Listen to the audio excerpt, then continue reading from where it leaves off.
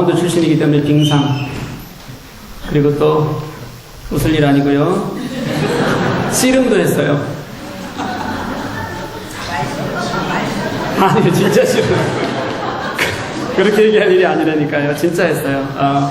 뭐 이렇게 운동을 하다 보니까 이 빼짝 말랐어도 이 멋있게 보이는 싸움들이 있잖아요. 저는 이렇게 막 머리끄댕이 잡고 뭐 이렇게 애들 그런 거 말고 이렇게 금 딱 꺼놓고 이렇게 좀 한 2, 3m 떨어져서 쫙 옆으로 돌던 거. 여러분, 저 시라소니하고 그 김도환 싸우는 거 보셨어요? 네, 뭐 그런 식의 싸움을 제가 아주 굉장히 즐겨하던 사람이었습니다. 뭐 믿기 싫은 말고요. 진짜니까. 나이가 들면서 이제 말싸움을 시작했습니다. 제가 이제 어렸을 때부터 책 읽는 거 좋아하고 또 신문 보는 거 되게 좋아했거든요. 제가 초등학교 때부터 한자 섞인 신문을 읽었습니다. 매일. 그러니까 뭐 조금씩 자라면서 이제 맞고 틀리는 게 무엇인지를 좀 이렇게 알게 되는, 그렇게 되잖아요. 그러다 보니까 논쟁을 즐겨하는 삶을 젊은 시절에 살았습니다. 근데 요즘은 이제 제가 주먹질도 안 하고 논쟁도 잘 안 합니다. 사는 낙이 없어졌습니다. 그래서 교회 오니까 하기가 더 어려워요. 그래서 낙이 좀 없어졌는데 대신 요즘은 제가 다른 싸움을 좀 합니다. 이름하여 영적 싸움입니다. 영적 싸움은 훨씬 힘듭니다. 주먹 싸움은 누가 코피 한 번 나면 끝나는 싸움이고요. 그 다음에 우리 논쟁은 밤 한 번 새면 어쨌든 끝은 나거든요. 그런데 영적 싸움은 훨씬 치열하고 그만큼 어렵고 결단이 필요한 싸움인 것 같습니다. 지난주 말씀 한번 떠올려 볼게요. 성령에 관해서 말씀을 우리가 나눴습니다. 성령이 있고 육체의 욕심이 있는데 이것은 늘 싸운다는 거예요. 이 싸움에서 우리가 이기는 유일한 방법은 뭐냐면 성령의 울타리 안에, 그 세력 안에 들어가는 거다. 성령은 그저 우리 내면에 계시는 분이 아니라 세력으로, 그리고 능력으로 우리를 직접 주관하시는 분이라서 나 혼자서는 안 되는 싸움을, 질 수밖에 없는 싸움을 성령께서는 어떻게 하게 하신다? 이기게 하신다. 이게 우리가 지난주에 나눴던 말씀입니다. 물론 그 얘기를 전혀 들은 적이 없는 것 같은 얼굴을 하고 계시는데 하여튼 지난주에 했어요. 그런데 우리는요, 성령 안에 있으면 이겨요. 근데 나는 진짜 어떠냐 하는 겁니다. 참 신기하게도요, 많은 그리스도인들이 그래도 나는 이 정도면 그리스도인으로서 괜찮다 이렇게 생각하고 살아간답니다. 나는 그리스도인으로서 정직하다고 생각하느냐? 라는 설문에 거의 80%가 네라고 대답했어요. 78%. 다른 사람에게 묻습니다. 옆에 있는 당신이 알고 있는 기독교인들이 정직하다고 생각하느냐? 뭐라고 대답했냐면 50%가 네라고 대답했고 50%는 아니요라고 대답했습니다. 우리 옆에 두 사람만 보십시오. 양쪽에 한 번씩. 두 사람만 한번 보세요. 오른쪽, 왼쪽. 둘 중에 한 사람은 나를 어떻게 하지 않아요? 정직하다고 생각하지 않아요. 오른쪽 사람일 수도 있고 왼쪽 사람일 수도 있어요, 여러분. 없어요? 밖에서 보는 것은 훨씬 심합니다. 2017년 기윤실에서요, 여론조사 기관에 의뢰해서 조사한 바로는 대상자가 기독교인, 비기독교인이 섞여 있는 겁니다. 비기독교인에게만 물은 거 아닙니다. 섞였는데 기독교를 신뢰한다. 20.2%. 보통이다. 뭐 별 관심이 없는 거죠? 28.6%. 그렇지 않다. 51.2%. 반 이상이 그리스도인들을 신뢰하지만 하지 않다. 신뢰할 수 있다는 사람은 단 10명 중에 2명이라는 거예요. 어떤 종교를 신뢰하는가? 같은 때 같이 물었습니다. 천주교 32.9%, 불교 22.1%, 기독교 18.9%. 우리가 당당히 몇 등이에요? 3등. 동메달이요. 몇 개 중에서요? 3개 중에서. 어떠십니까? 남은 우리를 비판적으로 보는데 왜 나는 괜찮다고 생각하면서 살아갈까요? 여러분, 내가 살아가고 있는 게 진짜 괜찮은 건지 한번 돌아봐야 되지 않겠습니까? 계속 이렇게 살다 죽을래요, 우리? 아니래야죠. 어떻게 알 수 있을까? 다시 본문으로 돌아갑니다. 성령과 육체 욕심이 싸우잖아요. 어쨌든 싸우면 그 결과가 드러나게 돼 있습니다. 어디 하나 코피가 터져도 터진다는 뜻입니다. 우리가 성령과 육체의 소욕이 싸웁니다 라고 얘기하면 싸우는지도 잘 모르고 그 결과가 뭔지도 우리 스스로는 참 알기가 굉장히 어렵습니다. 그런데 이게 얼마나 실제적인 싸움인지는 무엇을 보면 아냐면 그 결과로 나타나는 삶의 모습을 보면 압니다. 오늘 본문은 이것을 그 결과로 나타나는 육신이 이기는 일을 갖고 뭐라고 얘기하냐면 육체의 일 그리고 성령이 이기는 것을 성령의 열매 이렇게 표시합니다. 먼저 육체의 일입니다. 육체의 욕심에 빠진 사람들, 성령보다는 나의 의지가 더 좋은 사람들이 나타나는 삶의 결과물들입니다. 그런데요, 놀랍게도 이것들을 하나하나 보면 사실은 우리 삶에 그대로 있는 것들이에요. 멀지 않습니다.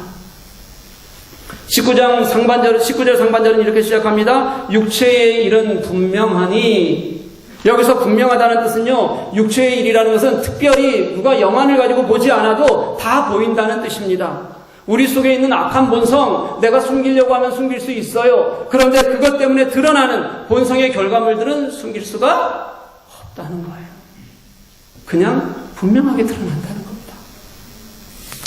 거저 다 보이는데도 불구하고 자기만 몰라요. 내가 어떻게 보이는지. 그래서 나만 괜찮다고 생각하는 거예요. 저도 사실은 저만 제가 어떤지 잘 모르는 것 같아요. 저도 진짜 남이 얘기해 주니까 제가 착한 줄 아는 거예요, 여러분. 그리고 남이 얘기해 주니까 제가 사랑이 많은 줄도 알고, 남들이 얘기해 주니까 제가 마음이 넓구나 느끼는 건지 제가 사실은 잘 몰라요, 저도요. 아멘 어디에요? 박수 좀 한번 치세요, 주사님. 얼마나 좀 신앙이 좋아요. 다 나타난다고요, 여러분. 우리의 육체적 욕망, 육체적 일, 사실은 다른 사람들이 보면 다 나타나는 것들이에요. 어떤 것이 있을지 한번 볼게요. 오늘 본문은 15가지가 나옵니다. 처음에 3가지는 성적인 문제예요. 음행, 더러운 것, 호색. 음행은 비윤리적인 성적인 문제를 다 말하는 거고요. 이 더러운 것은 변태적인 것을 말하는 거고요. 호색은 성적인 방종을 말하는 겁니다. 다 간단히 말하면 우리가 꺼름직하게 생각하고 옳지 않다고 생각하고 조금 이상하다고 생각하는 모든 성적인 문제가 다 무슨 일이에요? 육체적 일이다.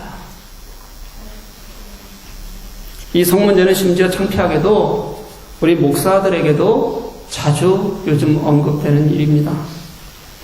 목사가 자주 언급되는 일, 자주 문제를 일으키는 2가지가 재정 문제와 성문제예요. 저는 이 재정 문제 안 일으키려고 제가 쓰는 모든 재정 지출은 철저하게 투명하게 영수증 처리합니다. 그리고 교회 재정의 출입 권한이 제게 아예 없습니다. 성문제는 말해서 뭘 하겠습니까? 정말 조심해야 됩니다. 조금만 삐끗하면 금방 넘어지는 겁니다. 목사만 그럴까요? 저는 교인들도 수많은 성문제에 어디선가 노출되어 있다고 생각합니다. 저는 성문제는요, 요즘 시대에 사탄이 가장 잘 이용하는 도구라고 생각해요. 그러니까 자꾸 넘어지는 거죠. 그래서 언제든지 누구라도요, 이게 위험한 일이다. 나는 아니라고 생각하지 마시고요. 요 정도까지 괜찮은 거 아니냐고 생각하지 마시고요. 우리가 조금이라도 거름직하게 생각하는 모든 것이 사실은 육체의 일이다 생각하고 떠나시는 여러분들 될 수 있기를 간절히 소망합니다. 2번째는 신앙의 영역입니다. 우상숭배와 주술 이렇게 얘기합니다. 우상숭배는요, 하나님이 아닌 다른 신을 섬기는 것을 말합니다. 이것은요, 좀 넓게 보면 복음을 왜곡하는 것도 여기에 들어가는 것이고요, 복음을 헛되게 하는 것도 여기에 다 들어갑니다. 사랑하는 여러분, 제가 분명히 말합니다. 예수 그리스도 외에는 구원이 없습니다. 제가 이렇게 얘기하면 배타적이라고 말하는 사람들이 있습니다. 저는 이게 배타적인 신앙이라면 저는 분명히 배타적인 신앙을 가지고 있는 사람이 맞습니다. 배타적이 아닌 척 해야지 멋있는 게 아니에요, 여러분.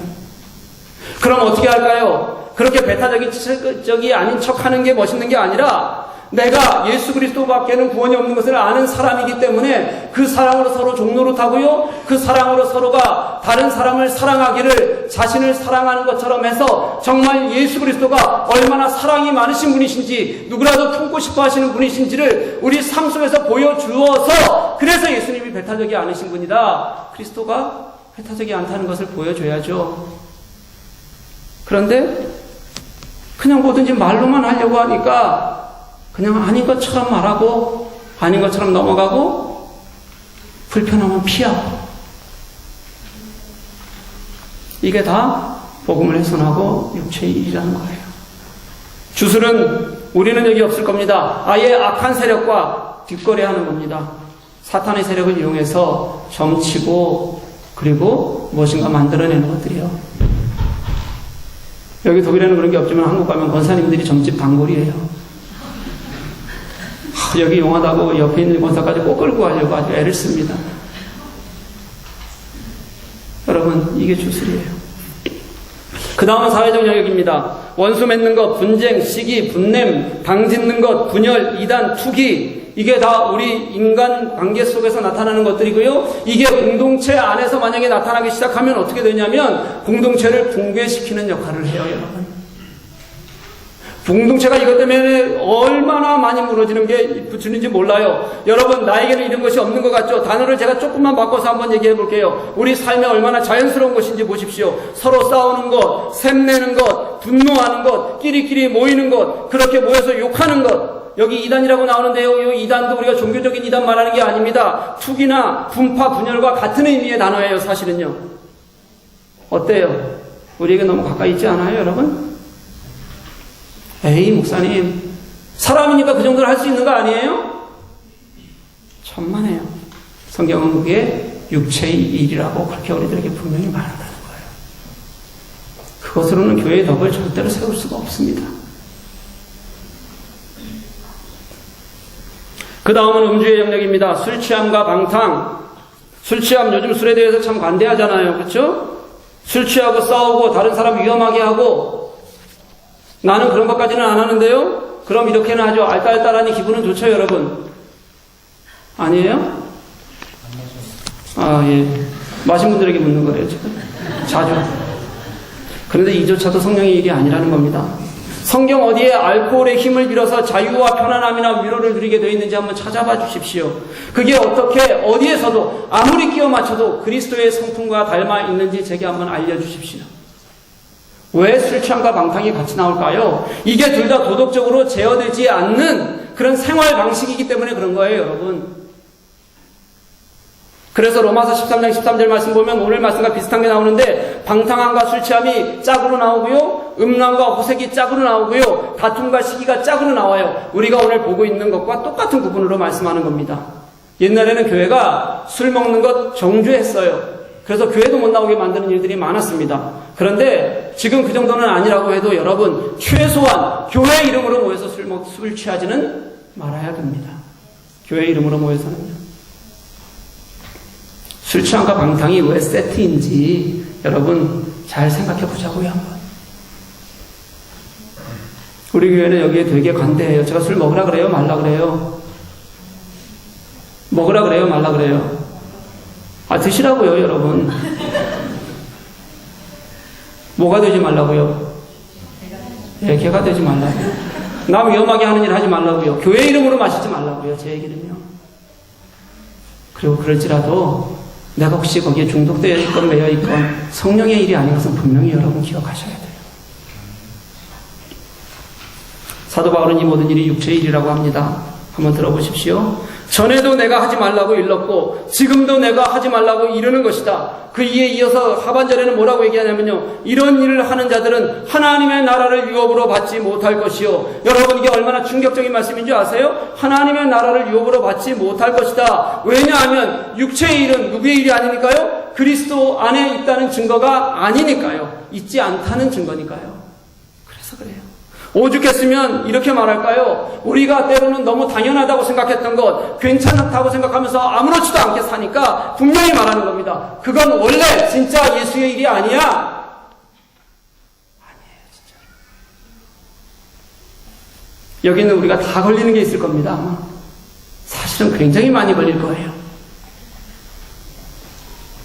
여기에 적힌 것 외에 육체의 일들은 또 다른 일들이 무수히 많습니다. 내 속에 있는 욕심도 마찬가지고요. 돈을 좋아하는 것도 마찬가지고요. 뭘 보면 욕심을 내는 것도 마찬가지예요. 예수 없이 쫓아가는 명예욕도 마찬가지로 다 육체의 일입니다. 무수히 많아요.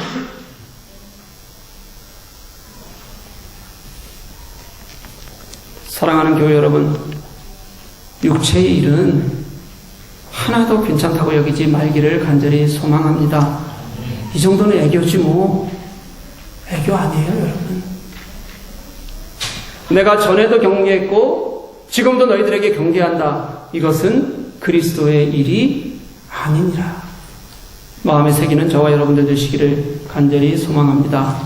이게 육체의 일이라면 그 반대의 자리에는 성령의 열매가 있습니다. 오직 성령의 열매는 사랑과 희락과 화평과 오래 참음과 자비와 양성과 충성과 온유와 절제니 이 같은 것을 금지할 법이 없느니라. 여러분 오해하지 마십시오. 육체의 일도요, 죄에 의해서 우리가 끌려가고 그 사력 안에 있으면 자꾸 나도 모르게 빠져드는 것처럼 성령의 열매도 우리가 애쓴다고 해서 맺을 수 있는 것이 아니에요.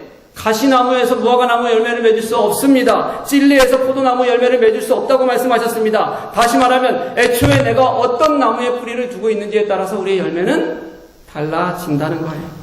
성령에 속해 있어야지만 성령의 열매를 맺습니다.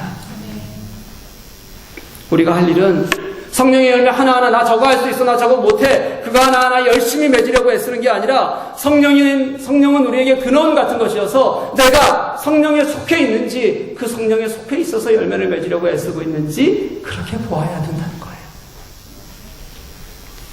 그렇게 맺는 열매가 서로 사랑하고 기뻐하고 평화하는 것, 오래 친절하고 선을 행할 줄 아는 것, 신실하고 겸손하고 자기를 억제할 수 있는 것, 이게 우리에게 나타나는 성령의 열매라는 거예요. 제가 이 성령의 열매를 묵상하다 보니까 간단히 말하면 이렇게 떠올라졌어요. 아, 이게 바로 예수 그리스도의 성품이 묻어나 있는 거구나, 이런 생각이 제 속에 들었어요. 내가 믿은 예수님, 이 땅에서 내게 보여주신 예수 그리스도의 삶, 그렇게 당신이 죽으시기까지 이 땅에서 당신께서 이루시고 그리고 우리들에게 살게 하시는 예수 그리스도의 성품이 바로 이 성령의 열매 안에 다 고스란히 들어가 있더라는 거예요. 여러분 이것을 하나하나 이루려면 얼마나 힘들겠어요. 여러분 이것을 이루려고 노력하고 애써서 이룰 수 있겠습니까? 저는 아니라고 생각해요. 이것은요, 내가 성령의 세력 안에 있으면 그 안에서 때로는 내가 흔들릴 때도 있지만 그럼에도 불구하고 나의 성품이 변화되는 것을 통해서 그래서 내게 주시는 하나님의 열매, 이게 바로 성령의 열매예요. 내가 하는 것이 아니라는 거예요.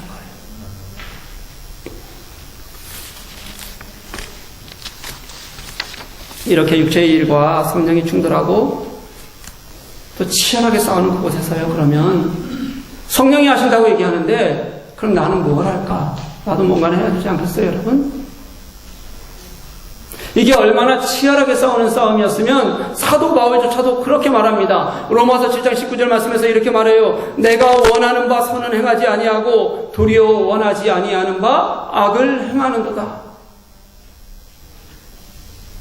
그리고 7장 24절에서 이렇게 한탄합니다. 오호라, 나는 공고한 사람이로다. 누가 이 사망의 몸에서 나를 건져내랴. 우리 속에 있는 육체의 죄성이라는 게 여러분 너무 커요. 그래서 우리는 예수 그리스도로 인해서 구원받고 새 사람이 되었는데도 불구하고 쉽게 버려지지 않는 죄성을 가지고 있는 건 여러분 분명히 우리가 그렇게 깨닫고 알아야 돼요. 버려야 될 것이라는 것을 생각하지 않으면 절대 못 이기는 거예요. 그러니까 바울도 그렇게 호소하는 거 아니에요. 오호라, 나는 공고한 사람이로다. 이 사망의 몸에서 누가 나를 건져낼 수 있을까?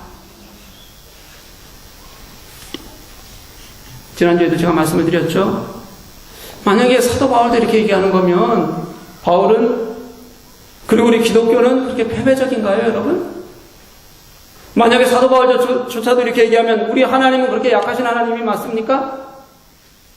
저는 아니라고 생각해요. 성경은 아니라고 말합니다. 지난주 본문의 16절에 이미 해답이 나와 있었어요. 성령을 따라 행하라. 그리하면 육체의 욕심을 이루지 아니하리라. 오케이, 그런데 어떻게 해요? 어떻게 성령 안에 잘 거할 수 있을까? 어떻게 하면 저 육신의 욕심이라는 저 강한 욕구에서 우리가 벗어날 수 있을까?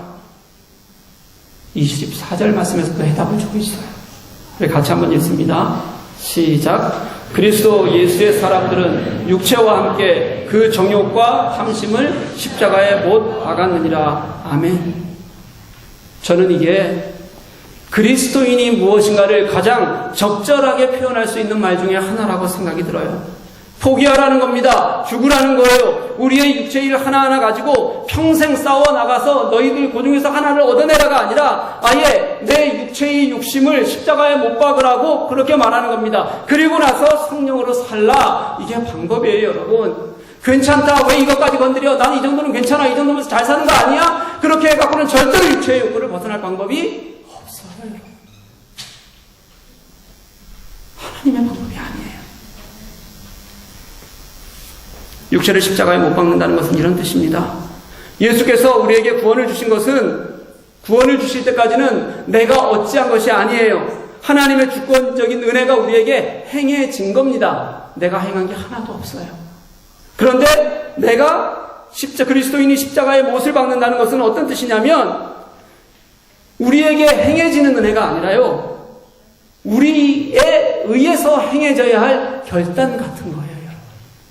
이 두 개를 섞어놓지 말아야 돼요. 마가복음 8장 34절 말씀을 보면 예수님께서 제자들을 가르치실 때 픽업하실 때 이렇게 말씀하세요. 누구든지 나를 따라오려거든 자기를 부인하고 자기 십자가를 지고 나를 따를 것이니라. 원래 십자가는 자기 부인이에요, 여러분. 제자들에게 가르치신 것 이걸 이렇게 해석하시는 분들이 있어요. 나 따라오려면 고생이 좀 될 거야. 힘든 일이 있을 거야. 여러분, 그런 뜻 아니에요, 절대로. 당시의 십자가의 의미는 분명했어요. 그게 뭐냐면 자신을 사형수처럼 여기고 어려운 일을 걷겠다, 이런 뜻입니다. 그리고 그렇게 해서 그걸 걷고 가면 그 끝에는 뭐가 있느냐면 그냥 길이 어려운 것이 아니라 뭐가 기다리고 있어요? 십자가의 처형이 기다리고 있는 거예요. 그래서 자기 십자가를 지고 나를 따라오라는 말은 자기가 결국 완전히 죽어야 된다는 말씀을 하시는 것의 가르침이에요. 우리는 이거를 너무 쉽게 생각해요. 그냥 고생 좀 해라. 그런 가르침을 조금 포기해라. 이렇게 여기니까 성경을 제대로 이해할 수가 없는 겁니다. 많은 사람들이 조금만 어려워도 이게 내 십자가야. 그러시는 분들이 있어요. 성도들 중에서도 자기가 잘못해서 이루어진 일들 보면서도 아이고 이게 내 십자가지 뭐 이러시는 분들이 있어요. 아니에요, 여러분. 그런 건 십자가. 십자가는 내가 지고 가야 될 자기 십자가는 내가 완전히 하나님 안에서 옛 육체가 죽기까지 나를 복종시키는 것, 그걸 말하는 거예요. 제가 예전에 다른 곳에서 한 성도와 상담을 했던 적이 있습니다. 만나서 얘기하는데 자기 속에 있는 죄성을 어떻게 할 수가 없는 거예요. 안 하려고 하는데 금방 또 빠져들고, 거기에는 성적인 문제도 있고요. 그 다음에 사회윤리적인 문제도 있어요. 진짜 멀쩡하게 신앙생활하는 분이고요. 사실은 그분이 그것을 심각하게 여기지 않으면 누구라도 사실은 죄인지도 모르고 그냥 여기 있는 사람들도 똑같이 살아가는 그런 문제를 그분은 고민하고 있는 거예요. 거의 매주 만나서 상담하면서 기도했습니다. 유혹이 생길 때마다 제게 말하기로 했는데 처음에는 말을 잘 안 해요. 그런데 어느 정도 신뢰가 쌓이고 나니까 그러면서 순간순간 자기 스스로는 안 되니까 목회자를 통해서라도 스톱하고 성령의 도우심을 좀 받아야겠다, 그렇게 생각하고 시간이 흐르면서 결국 이겨냈어요. 저는 그분이 진짜 그리스도인이라고 생각해요. 육체의 욕심에 지지 않으려고 애썼거든요. 그게 진짜 나의 죄인지 예수께서 원하시지 않는 것인지 그들은 분명히 알았거든요. 그 과정이 그분에게 정말로 고통스러웠어요. 저도 그 과정을 같이 겪으면서 그때 깨달았습니다. 아, 죄의 속성이라는 게 우리가 서로 감추려고 해서 그렇지, 없는 척해서 그렇지, 우리가 괜찮다고 넘어가서 그렇지, 이게 얼마나 큰 것인지 정말 뼈저리게 느꼈어요. 그리고 그것을 이길 수 있는 방법은 내가 진짜 고백하고 십자가에 내어놓고 나를 십자가에 못 박고 그리고 결단하는 것밖에는 사실 별 방법이 없더라고요. 그래서 초대교회에서는요, 죄를 어떻게 했냐면 혼자 갖고 있으면서 회개하십시오 이렇게 가르치지 않았어요. 초대교회에서는 공동체가 모인 곳에서 일어나서 자신의 죄를 고백하게 했어요. 그래야지 더 쉽게 돌이킬 수 있으니까, 끊을 수 있으니까. 그만큼 무서운 거예요. 사랑하는 교회 여러분, 대가를 지불하지 않는 열매는 없습니다. 더구나 우리가 그리스도인으로 살아가는 데는 더 그렇습니다. 바울이 육체의 일과 성령의 싸움에서 육체의 일을 버리는 것을 십자가에 자신을 못 박는 것이라고 비교했던 것은 너무 분명한 겁니다. 옛 성품을 버릴 때는 냉혹해야 된다는 거예요. 그리고 옛 성품을 거부하는 것은 분명히 고통스러운 일이라는 것을 우리들에게 가르쳐 주는 겁니다. 벌거벗은 수치 그대로 드러날 수 있어야 되고요. 그리고 십자가의 고통을 알아야지만 그래야 해결할 수 있는 문제거든요. 그만큼 여러분 생각해 보세요. 우리가 지금까지 추구하던 것, 누리던 것, 즐기던 것, 그 육체의 욕심을 내가 포기하려면 얼마나 고통스러울까요? 한번 생각해 보십시오. 그거 그냥 다 가지고 쌓아안고 가면서 나는 예수 잘 믿어. 하나님이 이거 축복하시는 거야.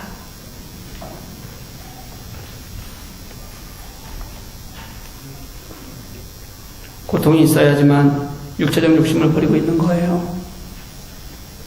그래서 나를 십자가에 못 박는다는 것은 철저하게 내려놓음과 회개의 과정입니다. 그리고 자신을 내려놓는 회개의 과정이 있어야지만, 그래야지만 성령 안에 있다는 것도 의미가 있어지는 거예요. 이건 우리가 열매 하나하나를 맺기 위해서 나 오늘부터 잘 참을래, 오늘부터 한번 인내해 볼래, 이렇게 해서 얻을 수 있는 것이 아니라는 거예요. 우리의 성품 자체를 주님과 함께 성령 안에서 바꾸어가는 일이라는 것을 분명히 고백하는 저와 여러분 될 수 있기를 간절히 소망합니다. 그러니까 사랑하는 여러분, 예수의 십자가에 우리 감격할 줄 알아야 됩니다. 그리고 나를 십자가에 내어놓는 일도 우리가 결단할 수 있었으면 좋겠습니다.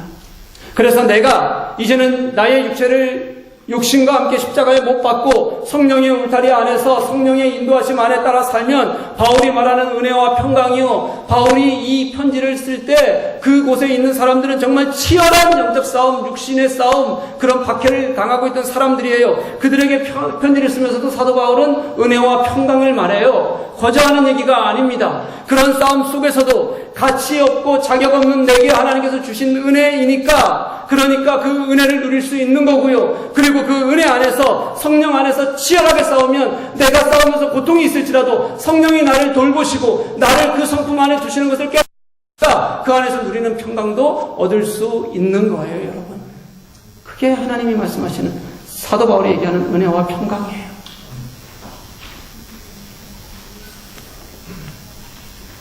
그때 우리는 때로는 힘들기도 할 겁니다. 때로는 지치기도 할 겁니다. 넘어지는 일도 있을 겁니다. 그럼에도 불구하고 결국 승리하게 될 것을 믿으시기를 간절히 소망합니다. 우리가 육체와 함께 나의 욕심을 십자가에 못 박고 우리가 서로 사랑하고 기뻐하고 평화하는 삶,